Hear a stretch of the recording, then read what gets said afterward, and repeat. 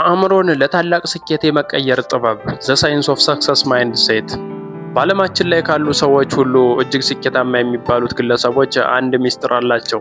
ይህ ምስጢር የገንዘብ መጠን፣ የተማሩት ትምህርት ወይም የተወለዱበት ሀገር አይደለም። ምስጢሩ የአእምሯቸው ፕሮግራም ነው። አብዛኛው ሰው ስኬትን ከውጭ ይፈልጋል። ነገር ግን ስኬት የሚጀምረው ከውስጥ ነው።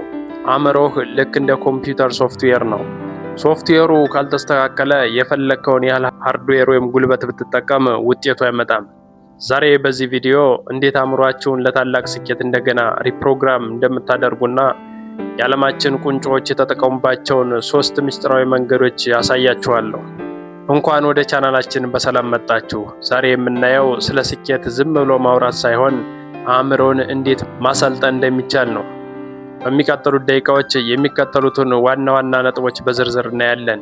የአስተሳሰብ ንድፍ ዘ ብሉፕሪንት፣ አእምሮ እንዴት እንደሚሰራ፣ የታላላቅ ሰዎች ታሪክ ከቶማስ ኤዲሰን እስከ ኤሎን መስክ፣ በየቀኑ መደረግ ያለባቸው 5 ነገሮችን በጥልቀት እንመለከታለን።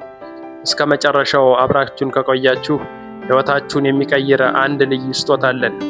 አእምሮ እንዴት ፕሮግራም ይደረጋል? ሳይንቲስቶች እንደሚሉት 95% የዕለት ተዕለት ተግባራችን የሚመራው በንዑስ ወይም በድብቁ አእምሯችን ሰብኮንሺየስ ማይንድ ነው። ይህ ማለት አብዛኛውን ጊዜ የምናስበውና የምናደርገው ነገር ቀድሞ በተቀረጸ ልምድ ነው የሚመራው። ልምድ ነው የሚመራው። እምነት ወይም ቢሊፍ ሲስተም፣ እኔ አልችልም ወይም ሀብታም መሆን ለጥቂቶች የተሰጠ ስጦታ ነው የሚሉ አስተሳሰቦች አእምሮን ሎክ ያደርጉታል። መልካሙ ዜና ደግሞ አእምሮ በማንኛውም ዕድሜ ሊለወጥ ይችላል። አዳዲስ የነርቭ መስመሮችን በአዲስ መገንባት እንችላለን። እስኪ የታላላቅ ሰዎችን የህይወት መርህ እንመልከት። ቶማስ ኤዲሰን። ኤዲሰን አምፖልን ለመስራት 1000 ጊዜ ወድቋል። አልተሸነፍኩም፣ ዝም ብዬ የማይሰሩ 1000 መንገዶችን አገኘው ነበር ያለው። ይህ ግሮዝ ማይንድ ሴት ይባላል። ኦፕራ ዊንፍሬ ከከፋ የድህነት ህይወት ተነስታ የዓለም ባለጸጋ የሆነችው በአፊርሜሽን ራስን በማረጋገጥና በንባብ ነው። የምታስበውን ነገር ትሆናለህ የሚለውን መርህ ትከተላለች። የአበበ ቢቂላ ጽናት፣ ያለ ጫማ በባዶ እግር ሮጦ ማሸነፍ የሚቻለው አእምሮ አካልን ማዘዝ ሲችል ብቻ ነው።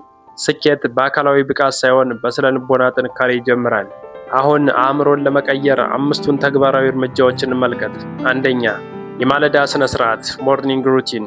ልክ እንደነቃችሁ ስልካችሁን አንስታችሁ የዓለሙን ሁካታና የማስታወቂያ ጋጋታ ከመመልከት ለተወሰኑ ደቂቃዎች ለራስ ጊዜ በመስጠት ስላለህ ነገርና ስለተሰጠ ተጨማሪ እድል ማመስገን፣ የሰውነት እንቅስቃሴ ማድረግና የውሎ የሥራ ዝርዝር ወይም ቱዱ ሊስት ማዘጋጀት። ሁለተኛ፣ ምናባዊ ምስል ወይም ቪዥዋላይዜሽን። ነገ ላይ መሆንና ማድረግ የምትፈልገውን ነገር አሁን ላይ በዓይነ ህሊና በምስል ፍጠረው። ይህን ካደረግክ ምንም ሳትወላውል ወደ ግብህ ትሸመጥጣለህ። ሶስተኛ፣ የአካባቢ ተጽዕኖ። አንተ የ5ቱ ጓደኞችህ ውጤት ነህ ይባላል። አብረው የሚንቀሳቀሱ ሰዎችን ምረጥ። የጓደኛ ግፊት አሉታዊ ተጽዕኖ አለው። ግቦችን በወረቀት ላይ ጻፍ። የተጻፈ ነገር በአእምሮ ውስጥ እንደ ትዕዛዝ ይታያል። በቀን ቢያንስ 30 ደቂቃ እውቀት የሚጨምር ነገር አንብብ ወይም ደግሞ ትምህርታዊ ቪዲዮ አዳምጥ። ወዳጄ፣ ስኬት አጋጣሚ አይደለም፣ ስኬት ምርጫ ነው። ዛሬ አእምሮህን ለመቀየር የምትወስነው ውሳኔ የነገ ማንነትህን ይወስነዋል። አንድ የቤት ስራ ልስጥህ። ከላይ ከጠቀስኳቸው 5 ነጥቦች ውስጥ ቢያንስ አንዱን ነገ ጠዋት ለመተግበር ቃል ግባ። የትኛውን ለመጀመር ቃል ገባህ? ጻፍልኝ። ከዚህ ቪዲዮ ጠቃሚ ቁም ነገር እንዳገኛችሁ ተስፋ አደርጋለሁ። ላይክ እና ሰብስክራይብ በማድረግ ቀጣይ ቪዲዮዎች እንዲደርሷችሁ ቤተሰብ ሁኑ። ኑ አብረን በጋራ እንለወጥ። አእምሯችሁን ለስኬት አዘጋጁ።